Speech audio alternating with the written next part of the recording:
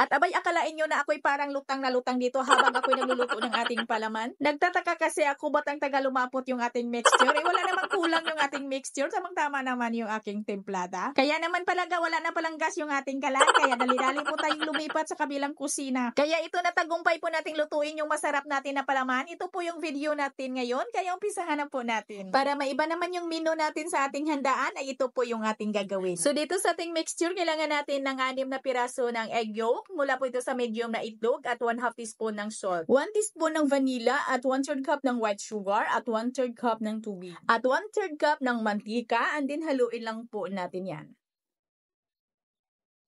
At pag natunaw na po natin yung ating mga dry ingredients, ay magsala na po tayo dito ng 1 1/2 cups ng cake flour. At 1/2 tablespoon ng ating baking powder, and then haluin lang po natin ito.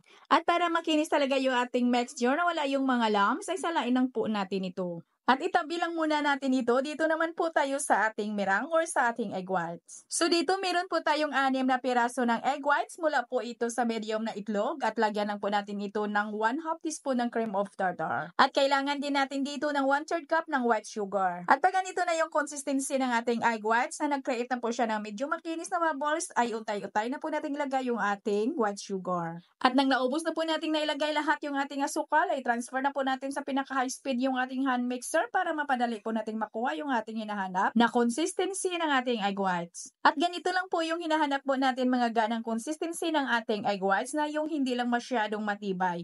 Yung nasa soft mix lang po tayo na yung inaangat mo natin ay kumukulo pa siya. Or nagpo-fold po yung bandang dulo ng ating egg whites. At ihalo natin ito agad sa ating mixture at hatiin lang muna natin yung ating egg whites. Mag-fold na muna tayo dito ng kalahati lang muna. And then cut and fold lang po natin yan at pag well combine na po, saka na po natin dito lahat ilagay yung natira pa nating egg whites. And then cut and fold ulit ng padahan-dahan until well combine. At wag lang po natin itong ma-overmix. Pag nakikita po natin na well combine na po yung ating mirang at saka yung ating mixture, ay okay na po yan. At ilipat na po natin ito agad sa naka-prepare na po natin na dalawang tray. Yung tray po natin na ito ay may sizes po ito na 12 by 16 by 1 at nilagyan ko lang ho yan ng parchment paper. At ipantay lang po natin yung ating mixture at isa lang po natin ito agad. At kailangan po ay mainit na po yung ating oven bago po natin ito isara. At lutuin lang po natin ito sa 170 degrees Celsius sa loob po ng 20 to 25 minutes. Medyo manipis lang po talaga ito ng kaunti para madali lang po natin itong i-fold. At hiniwa ko lang po ito sa 3 by 4. Kaya sa isang tray po natin dito ay nakaslice po tayo ng 12 peraso.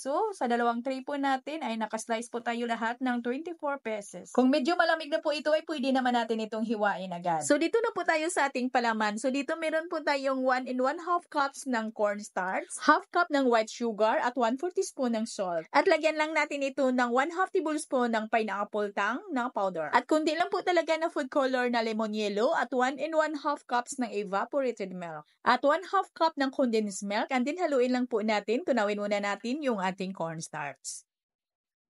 At pagkatapos dito sa ating kawali ay maglagay po tayo dito ng 2 cups na tubig. At pakuluin lang muna natin ito. At pag kumulo na, ilagay na po natin dito at salain po natin yung ating mixture ng ating palaman. At patuloy lang po talaga natin itong haluin hanggang sa ito'y lumapot. At pag ito'y lumapot na, agad na po talaga nating pahinaan ng mahinang-mahina yung ating kalan at patuloy lang po natin yung haluin hanggang sa ito'y tuluyan na po talagang maluto. At ganito na yung consistency ng ating palaman mga ga. At kailangan po ay habang mainit pa po ito ay ilagay na po natin dito sa ating cake base. Kailangan po talaga na mainit pa po yung ating palaman ay mabilisan na po natin ditong ilagay para didikit pa po yung ating cake base dito sa ating palaman. At naglagay lang po ako dito ng pangsapin po natin mga ga na 3 ounce ng cupcake liner. Kung ikaw ay nag-bakery, pwede mo itong gawing pang-display sa iyong stante. Hindi lang po ito pang-display, pwede talaga natin itong gawing menu kung anumang okasyon. Para medyo may pagkakaiba naman. Sa ating palaman, kung ayaw nyo po ng pineapple flavor, ay pwede naman kayong gumawa dito ng plain lang at lagyan nyo lang ng powdered milk para pang flavor. At hanggang dito lang po yung ating video. Sana may natutunan. Ito pong inyong Kainday. Maraming salamat at bye-bye!